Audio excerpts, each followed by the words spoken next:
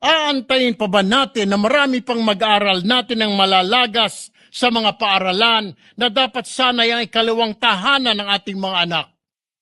Dahil dito, Ginoong Pangulo, ako po ay maghahain ng panukalang batas na magpapanagot sa mga may-ari o may kustodiya ng baril na dahil sa kapabayaan nila ay nagamit ng isang menor de edad upang makapanakit o kumitil ng inosenteng buhay. Hinihiling ko po na pag-aralan po natin ito. Mr. President, this proposed measure is not about punishing an innocent person simply because a firearm was stolen, taken, or misused. It is about accountability when the evidence establishes that a firearm owner or lawful custodian failed to exercise the level of care reasonably expected of someone entrusted with an instrument capable of taking a human life. A firearm is not an ordinary possession, Mr. President. It is an instrument capable of causing death or serious injury within seconds. That is precisely why the state regulates its ownership, possession, licensing, registration, and safekeeping. Republic Act number 10591 already recognizes the importance of firearm ownership and imposes obligations relating to the lawful possession and safekeeping of firearms. But the recent events compel us to ask whether this existing framework is sufficient when a licensee fails to store a firearm, allowing a minor to gain access to it, and the firearm is subsequently used to cause serious injury or death.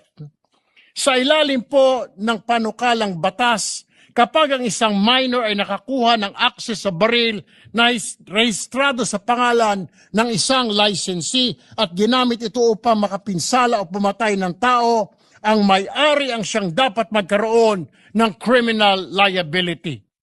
The responsibility to secure it remains. The bullet does not distinguish whether the firearm came from a private gun safe or a government armory. Death is death. A wounded child is a wounded child. Mr. President, imagine the family of the victim asking, sana na-secure na maayos yung baril. Sana buhay pa ang aking anak. This is precisely what this legislation seeks to prevent.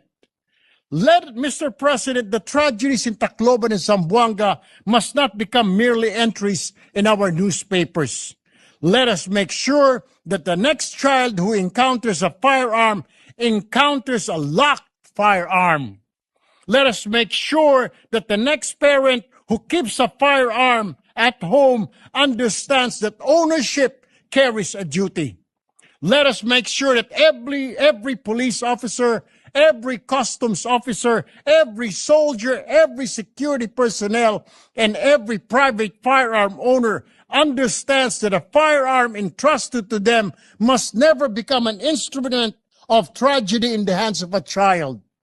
That is why I have filed several complementary measures to investigate these recent incidents and prevent similar tragedies from happening again.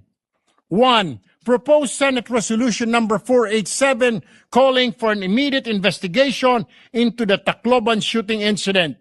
Second, proposed Senate Resolution number 607 calling for the immediate investigation into the reported Zamboanga shooting incident.